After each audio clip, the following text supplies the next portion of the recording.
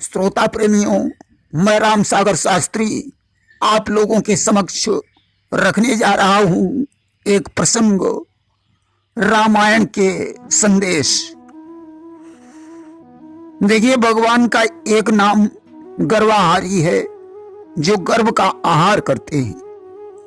जिस समय लक्ष्मण के शक्ति बाण लगा और हनुमान जी संजीवन बूटी को लेने गए, जब बूटी पहचान नहीं पाए तो उन्होंने सारा पर्वत उखाड़ लिया। तब उनके हृदय में अभिमान आ गया कि अब मैं ठीक समय पर बूटी रामादल में पहुंचाकर लक्ष्मण को जीवित कर लूंगा। कि मैं का इतना शाही अंकुर जिस समय उगा उनके मन में, त्यों ही आ लगा गर्भहारी वह तीर भरत जी का तन में। उसी समय भगवान की इच्छा से भरत जी ने राक्षस समझकर बाण चला दिया। अब तो हनुमान राम राम कहते हुए पृथ्वी पर गिर पड़े। अभिमान चूर हो गया और कहने लगे कि हे राम, क्षमा करना मुझको, मैं सेवा कर्म निभा न सका। सूरज से पहले बूटी को रामादल में पहुंचा न सका। उस समय भरत जी ने हनुमान को आहत देखकर दुख प्रकट किया। आज तो भगवान का नाम लेकर हनुमान संजीवनी को लेकर रामादल में पहुंचे। देखिए, रामायण में भगवान राम ने धर्म को कभी न छोड़ने की सलाह दी। जिस समय राम ने लंका से सुषेण वैद्य को बुलवाया और कहा, वैद्यराज अति शीघ्र मेरे भाई का उपचार करो। सुषेण ने कहा, प्रभु मैं तो रावण का वैद्य हूं जो आपका शत्रु है। वह हमारा स्वामी है। अगर हम उसके शत्रु को ठीक करते हैं तो यह धर्म के विरुद्ध होगा। राम ने कहा, ठीक कहते हो सुषेण, मैं तुम्हें धर्म छोड़ने की कभी भी सलाह नहीं दे सकता हूं। भले ही हमारा भाई लक्ष्मण क्यों न मर जाए, मैंने धर्म की रक्षा के लिए राज्य का परित्याग कर दिया। पिताजी की मृत्यु हो गई, भरत जैसा भाई छूट गया, सीता का हरण हो गया। अब अगर लक्ष्मण भी मर जाए तो भी मैं धर्म छोड़ने की सलाह नहीं दे सकता हूं। अरे, हमारे पुरखों ने धर्म और सत्य की रक्षा के लिए अपने को कालू के हाथों से बेच दिया था। कि कालू के घर बिके थे पुरखे हमारे जाकर, रघुकुल की सर्वदा से संतान धर्म पर है। अगर अवसर मिला तो ये राम भी भाई के सहित धर्म पर बलिदान हो जाएगा। तब सुषेण ने कहा, नहीं प्रभु, मैं तो आपकी परीक्षा ले रहा था। और उसने द्रोणागिरि पर्वत से संजीवनी बूटी लाने को कहा। ये रामायण में सुलोचना की सुशीलता देखने योग्य है। जिस समय मेघनाद के मारे जाने पर सुलोचना विलाप कर रही थी, उसी समय वहां रावण आ गया। उसने कहा, बेटी, जिसने युद्ध में महान गति को प्राप्त किया है, उस पति के लिए तुम रो रही हो। मैं तुम्हें वचन देता हूं कि तुम्हारे एक पति के शीश के बदले मैं लाखों शीशों को काट कर तुम्हें समर्पित कर दूंगा। उस समय सुलोचना ने रावण से कहा था कि श्री महाराज, यह बेटी तो केवल आशीष चाहती है, लाखों शीशों का क्या होगा, निज पति का शीश चाहती है। पिताजी, मुझे लाखों शीशों की जरूरत नहीं है। मुझे तो अपने स्वामी का शीश चाहिए, जिसके साथ मैं सती हो सकूं। रावण ने कहा, मैं शीश मांगने के लिए राम के पास नहीं जाऊंगा। तब सुलोचना पालकी में बैठकर स्वयं रामादल को गई। देखिए, राम की शरणागत वत्सलता देखने योग्य है। जब बंदरों ने पालकी को आते हुए देखा, विचार करने लगे कि मालूम पड़ता है रावण ने अपनी हार स्वीकार करके सीता जी को भिजवा दिया है। हनुमान ने कहा, प्रभु एक बात बताइए, आपने रावण का बिना वध किए ही विभीषण का तिलक कर दिया। अब अगर रावण भी आपकी शरण में आ गया तो आप लंकेश किसे बनाएंगे? भगवान ने कहा, हनुमान, शरणागत की रक्षा करना हमारे देश की परंपरा है। अगर रावण भी शरण में आ गया तो हम उसे अयोध्या का राज्य दे देंगे। और अभी तक तो 2 भाई वनवासी होकर घूमते रहे, अब 4 भाई सन्यासी होकर घूमेंगे। कि अब तक 2 भाई बिछड़े थे वन वन में वनवासी होकर, अब 4 भाई बिछड़ेंगे सब जग में सन्यासी होकर। और भी शरणागत वत्सलता का उदाहरण है कि जिस समय राजा जनक ने अयोध्या में दशरथ के पास दूत भेजे तो दशरथ ने उन्हें हृदय से लगा लिया और कहने लगे कि भैया कहू कुशल 2 बारे और तुमनी के निज नयन निहारे। हमारे दोनों पुत्र कैसे हैं? दूत ने सारी कथा सुनाई। तब दशरथ कहने लगे कि जा दिन ते मुनि गए लवाई, और तब ते आज साची सुधि पाई। जिस दिन से विश्वामित्र उन्हें लिवा ले गए हैं तब से आज मुझे सच्ची खबर प्राप्त हुई है। लेकिन मेघनाद अष्टांग योगी था।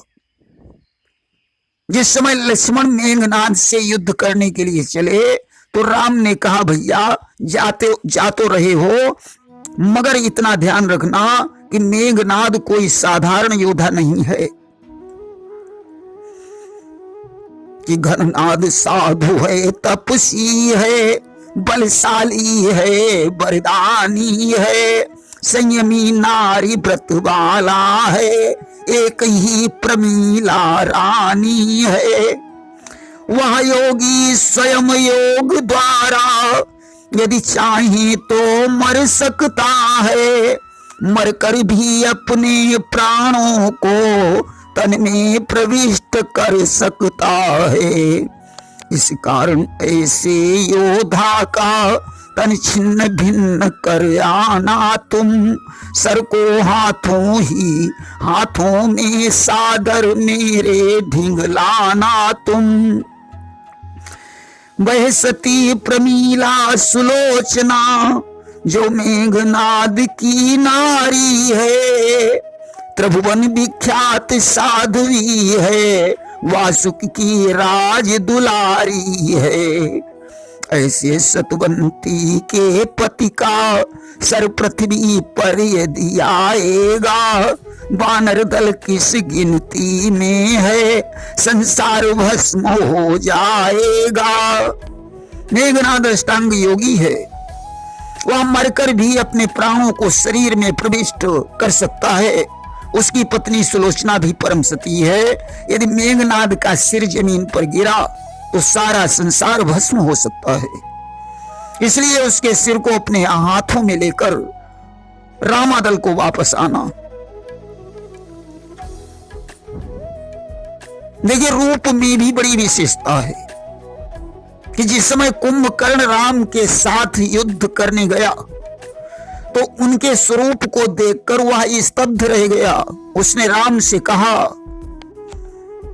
कि यह नीलांबुज श्यामल शरीर रण मध्य उतरने योग्य नहीं। हे राम, तुम्हारी मधुर मूर्ति सचमुच वध करने योग्य नहीं। राम, तुम्हारे स्वरूप को देखकर मुझे दया आती है, इसलिए सीता को छोड़कर तुम यहां से चले जाइए।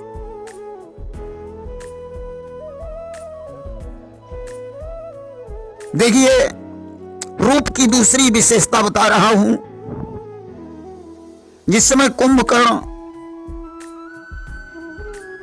को रावण ने सीता हरण की बात बताई तो कुंभकर्ण ने रावण से कहा कि तुम राम को रूप अनूप धरऊ और जाऊ चले सिय के ढिंग भाई भरी निज अंक में तुम ही सिया अनुमान के आपन पति रघुराई। कुंभकर्ण ने कहा भैया तुम राम का रूप बनाकर सीता के पास चले जाओ, सीता तुम्हें राम समझकर हृदय से लगा लेगी। तो रावण ने कहा कि हम ऐसो जतन करिहारी गए पर किंचित नाही मिली सफलाई। और जब राम को रूप बनावत हूं तो परती सूझी परत मोहिमाई। मैं ऐसा भी करके देख चुका हूं, लेकिन जब राम का रूप बनाता हूं तो मुझे दूसरी स्त्री माता के समान प्रतीत होती है। देखिए, हमारे देश की परंपरा है कि स्त्रियां अपने पति का नाम नहीं लेती हैं। जिस समय राम, लक्ष्मण और सीता ने वन की ओर प्रस्थान किया तो रास्ते में गांव की स्त्रियों ने सीता जी से पूछा कि हे सुमुखी, तुम्हारे साथ में ये श्यामले और गोरे पुरुष कौन हैं? सीता जी ने कहा, ये जो सरल स्वभाव के हैं, शरीर से गोरे हैं, ये मेरे छोटे देवर लक्ष्मण हैं। कि सहेज सुभाए सुभग तनु गोरे और नाम लखन लघु देवर मोरे। राम का परिचय बताने के लिए सीता जी ने घूंघट का सहारा लिया। घूंघट मारकर तिरछी नजर राम पर डालकर संकेत किया कि ये हमारे पति हैं। कि खंजन मंजू तिरछे नयनन और निज पति कहे उति नहीं सिय सैनन। देखिए, दूसरे विवाह के विषय में राम का विचार देखिए। जिस समय अश्वमेध यज्ञ की सारी तैयारी हो गई, उस समय वशिष्ठ जी ने राम से कहा कि धर्म सकल जे वेद बखाने और संत पुराण लोक सब जाने बिनुती सफल न होई खरारी अब चाहिए मिथिलेश कुमारी। वशिष्ठ जी ने कहा कि धर्म के सभी कार्यों में पत्नी अर्धांगिनी होती है, इसलिए या तो सीता जी को बुलवाइए या अपना दूसरा विवाह कर लीजिए। राम ने कहा, गुरुजी भले ही सूर्य पूरब की बजाय पश्चिम में निकले, पृथ्वी रसातल को चली जाए, भले ही मेरा यज्ञ अधूरा रह जाए, परंतु राम इस जन्म में अपना दूसरा विवाह नहीं कर सकता है। मुझे कोई तीसरा उपाय बताइए। तब वशिष्ठ जी ने सीता की स्वर्ण प्रतिमा को बनवाकर पत्नी का स्थान दिया। देखिए, भगवान के सामने कभी छलवेश नहीं टिकता। जिस समय राम, लक्ष्मण ऋषिमुख पर्वत के निकट पहुंचे, सुग्रीव देखकर भयभीत हो गया। उसने सोचा ऐसा तो नहीं कि इन्हें बाल ने भेजा हो। आज हनुमान से कहा कि तुम ब्राह्मण का रूप धारण करके वहां जाकर के देखो। ब्राह्मण का रूप बनाकर हनुमान राम के पास पहुंचे, परंतु राम को देखकर वे अपने नकली रूप की रक्षा नहीं कर सके। कि रक्षा ब्राह्मण रेश की कर न सके कपिनाथ, भूले अपने आप को कहा नवा कर माथ। वे शीश झुकाकर राम से कहने लगे कि आप क्षत्रिय वेश में कौन हैं? राम ने कहा, हम महाराज दशरथ के पुत्र राम लक्ष्मण हैं। मेरी पत्नी सीता का हरण हो गया है, उसी को ढूंढ रहे हैं। विप्रदेव, अब आप मुझे अपना परिचय बताइए। तब हनुमान जी राम के चरणों पर गिर पड़े। उन्होंने कहा, प्रभु आप हमारे कंधे पर बैठो, मैं आपकी मित्रता सुग्रीव से करवाता हूं। मैं हनुमान हूं। जो आपको सीता से मिला देगा।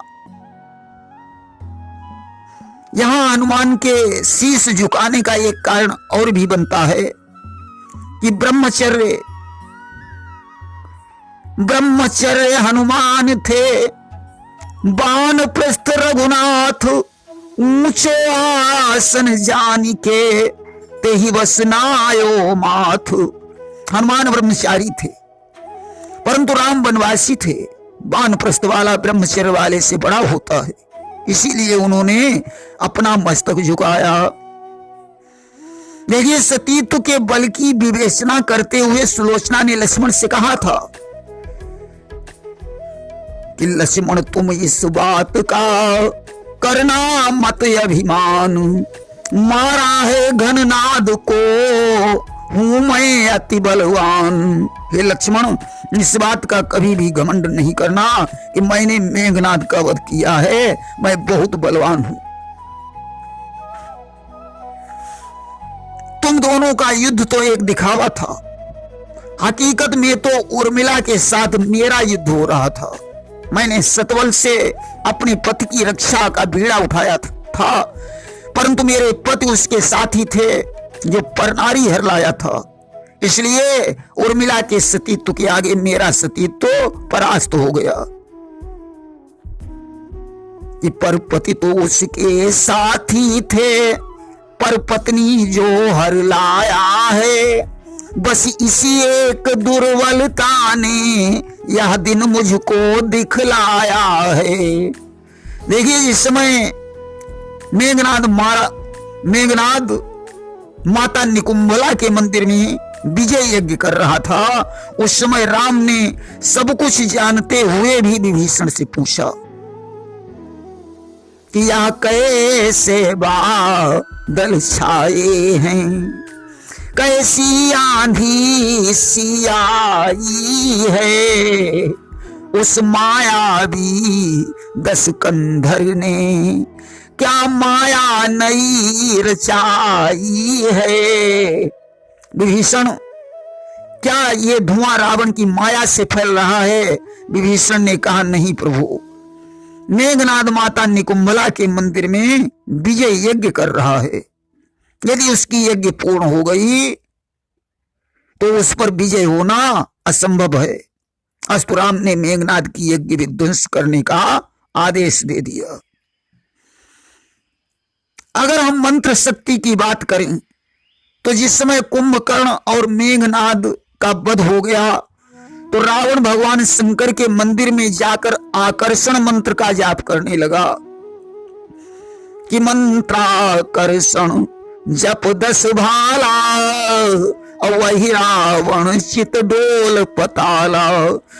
उस आकर्षण मंत्र के जाप से पाताल लोक में अहिरावण का चित्त डोल उठा और वह तत्काल रावण के पास पहुंच गया। देखिए, खान पान का हमारी बुद्धि पर क्या प्रभाव पड़ता है। जब संजीवनी बूटी के द्वारा लक्ष्मण को चेतना आ गई तो रावण ने कुंभकर्ण को जगाया और सारी कहानी बताई। कुंभकर्ण ने शूर्पणखा को दोषी ठहराते हुए कहा कि उसे पंचवटी में जाने की क्या जरूरत थी, परंतु मदिरा पान करने के पश्चात उसकी बुद्धि नष्ट हो गई और वह रावण के पक्ष में हो गया। प्रेम से बोलिए वृंदावन बिहारी लाल की जय।